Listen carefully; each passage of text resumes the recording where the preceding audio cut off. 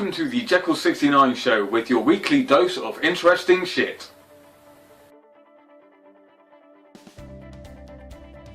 Starting off today, we have this amazing footage of a first-person perspective of a rare eagle going over a city.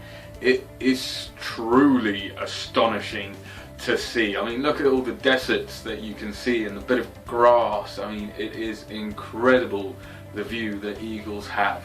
What's even more incredible is the fact that the dude that owns it is standing in the middle of the park, way down below, with a piece of meat hanging from it. There he is. Look at him, just waving his hands. And that eagle can find him like that. I mean, look at it. He's so high up. How good are their eyesight? It's just a shocking thing to see. I mean, if you want to check out this more, then I'm sure you could probably find it on YouTube. But the title of the video is Rare Eagle Brings Bird's Eye View to Record Flight. This was found on the Reuters news website. That's the reuters.com news website. So go have a look and check it out now for this really truly astonishing video. If you're not a big fan of the big city, then try this small oasis on for size. This was found in the HuffingtonPost.com. It is the Huacachina. It is not a mirage, it is a tiny town of less than 100 people located in the middle of the Peruvian desert. Now that is a place I could happily live in for the rest of my days. I mean, it's just so peaceful. And 100 people, 100 people. You'd never be lonely in that place. Everybody would be interested to talk to you and wanting to know more about you. I mean, this is a place that is definitely on my bucket list to go and see before I kick it, and hopefully one that I might get a chance to go see when I finally pick up my bike and decide to just bike around the world. Because, well, let's face it, who wants to stay in the same town or country for the rest of their lives? Except for racists, bigots, haters, and people that generally don't like other cultures or the rest of humanity. It's about 90% of the population. But I'm not the only one that has a feeling of wanting to get out there and see the rest of the world. Right here, as you can see, we've got this old granny running for charity. This is for cancer. She is running across the USA to raise money for cancer, which is a great thing to raise money for, especially as I recently attended a funeral of a friend that did die of cancer at the age of 17. So anybody who is raising money for cancer definitely deserves all the helping hand, promotion and everything else that they can possibly get, because it's definitely one of those diseases that needs to be hit on the head sooner rather than later.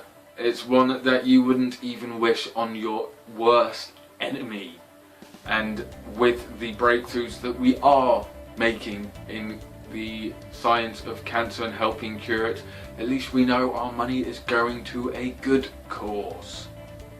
So go on, Granny, run like the Grim Reaper's running after you. Run like he's got a pitchfork headed for your ass. Run like you're running away from the fires of hell towards the heaven of lights that lay before you. But most importantly, run for cancer. I don't think that's the best motivational chant you'll ever hear, but fuck it, it'll do. However, if you're not one for the great wilderness or the great wild, doing a Reese Witherspoon or an old deer and walking across the USA or riding around the world, and you prefer to sit on your big fat ass with your big quarter pounder, your Big Mac, your extra fries, your extra wings, your hot chili sauce, your beans, but your Diet Coke because you want to look after your weight and everything else, then check out this new device from Intel which can turn any HD TV into a computer using just a 4-inch computer stick. So therefore it won't be the only thing that's 4 inches long which only has one use and you think you might use more than once a year when it's not your birthday. It has Windows 8.1, or at least a shortened down and miniaturized version of it, and it is worth $150, which is about 100 or around there pounds in the UK. So it's definitely one worth getting if you prefer to have all your screens accessible in one location. Unlike me, who even 5 screens is definitely not enough for everything that I do. So having something where I can make a TV interchangeable between computer and Pornhub, other than a laptop, would be fantastic. Especially if it's accessible before 12 o'clock when channel 93 turns on. Whee! Batgirl with her latest cover. As you can see, she seems a lot of in peril. It's a bit dark, it's a bit grim, and it's a bit menacing than people are accustomed to this latest version of Batgirl. I personally like it because I liked the Killing Joke comic book that explains all about Joker and Batman and how they came to be, or at least how the Joker came to be, and also how Oracle came to be as well, the woman that is in the wheelchair who is Commissioner Gordon's daughter that helps out Batman in the comic books, I think from about the 60s or 70s when Killing Joke was done. And she also appears in Arkham Asylum, but I'm not sure about City or any of the other ones. And she hasn't really appeared in any of the films either. But I am definitely sidetracking onto my knowledge of Batman because he is such a kick-ass superhero. I would love to have his power, because being a rich millionaire is the best power you can ever have. But I really enjoy the darker side of Batman and Batgirl and the rest of them. I enjoy it when they take it down a mean and menacing route and take it away from being aimed at teenagers or people that are generally my age actually, but I prefer it a little bit darker and definitely more menacing. So therefore for me, this cover is definitely a thumbs up. And fuck anyone else that says differently. I would have this on a massive A0 poster right on my bedroom wall. And this video is fantastic. Yes, we really do truly have some real life Avengers or superheroes, and when Kick-Ass came out in America there was about 94, something like that, working vigilantes in America.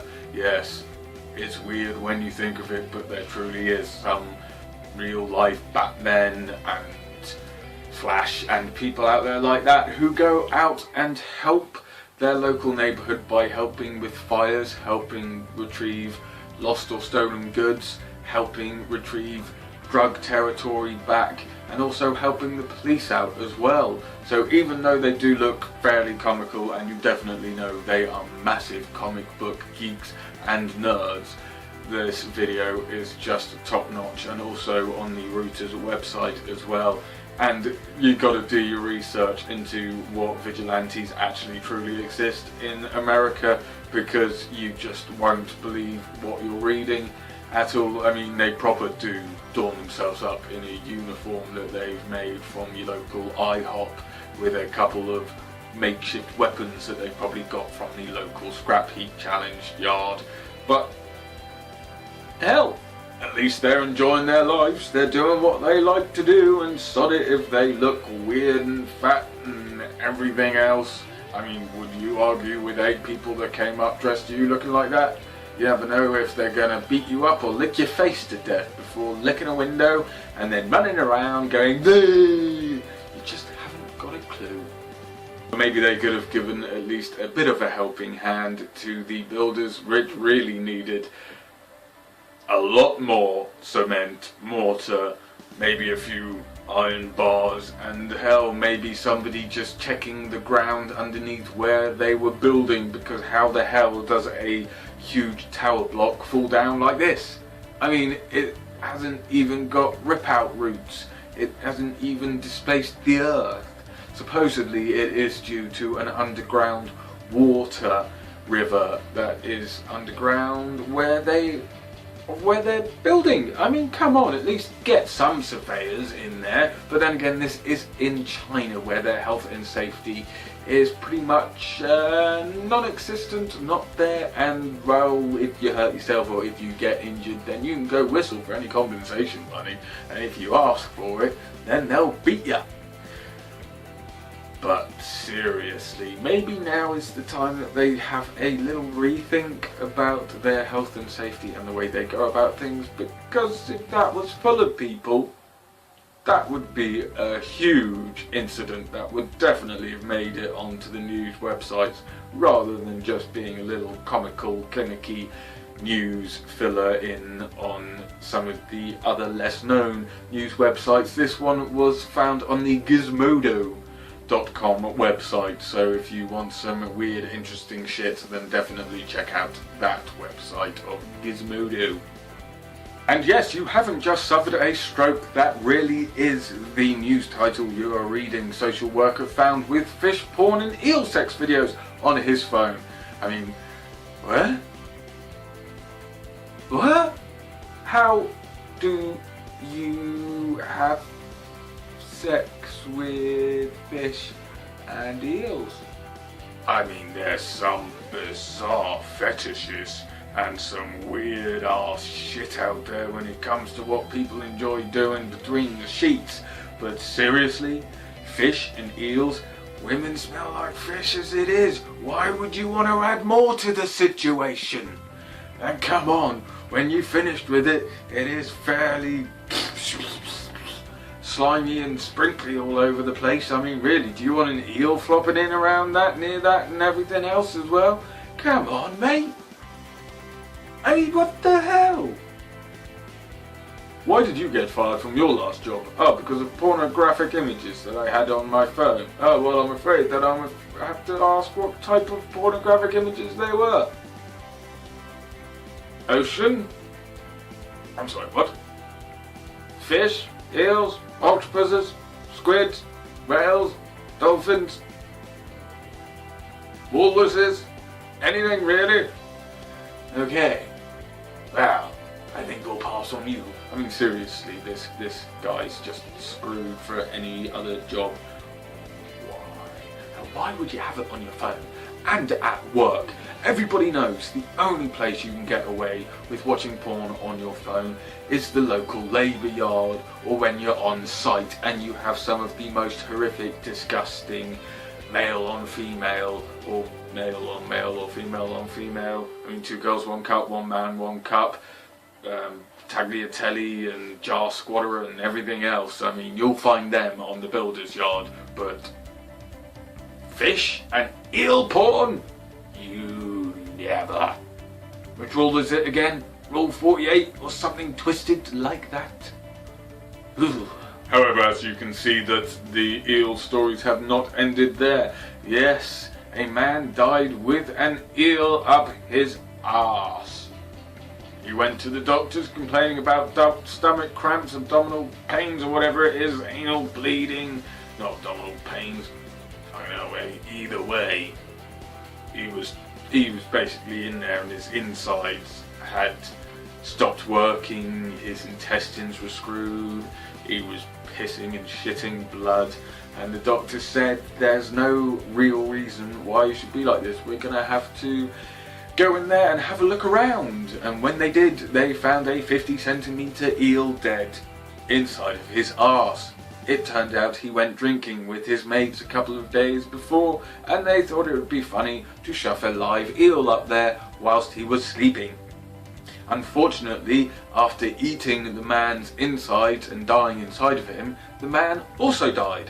So therefore, all the pranksters are looking at some very long, hefty jail time sentences, and probably the biggest dunce, stupid, retarded, dick flack hat you will ever see. Wankers!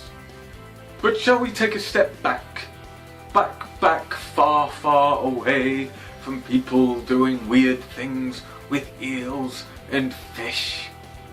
In fact, let's back so far away we can see nearly an entire galaxy as astronomers have discovered an ancient replica of our solar system. Yes, they can actually see how our solar system may have been created pretty much down to a finite detail of probability of, yeah, that's pretty much our solar galaxy right there. Yes, they found this and they're looking into it, and this is of course on the scienceifl.com website, or as more people would know it by, I fucking love science, because I truly do, and finding out about astronomy is one of my things. And finding out that we've found a solar system close to ours, but it's an ancient replica, meaning it's slowly coming into being, and possibly in many millennia or billions of years might actually house life, maybe a lot like ours. And maybe because of the time difference between light leaving from where it is, of the star in the middle of that solar system, to our eyes where it actually hits the telescope, and therefore we perceive it still at this distance, maybe it's already the same age as us. We just don't know. But go check it out on the scienceifl.com website. Here is the strangest thing in the world. Two soldiers, both speaking in a foreign language, were asked to guard an animal in a secret base, and they decided to film it, and the following is this. Not just a grey blob, but supposedly a grey alien as well. They ask it to speak, and as you can hear, it is one strange, weird motherfucking sound right there. I suppose you could say that it is a form of language, but usually languages have slightly different sounds, but it's supposedly an alien. Supposedly. I mean, you either believe it or you don't. It's like religion. You either believe it or you don't, and if you don't believe it, you're never going to get changed to thinking otherwise, and if you do, you're also not going to get changed to thinking otherwise. So what's your take on this weird ass freaky dicky alien? Also check it out on I Fucking Love Science website of scienceifl.com. Thank you for watching the Jeccles69 show on the Jeccles69 channel, where interesting shit happens most of the time. Remember to follow me on Twitter and on Facebook. Follow me on Twitter using @Jeccles69 and like me on Facebook at facebook.com/Jeccles69. Until next time, take care, keep smiling, and keep your shit interesting.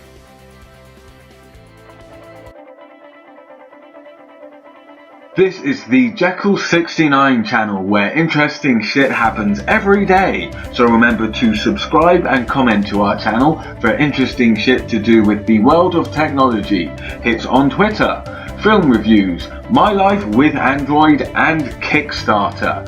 Thanks for watching, and remember to subscribe and comment. And until next time, keep your shit interesting.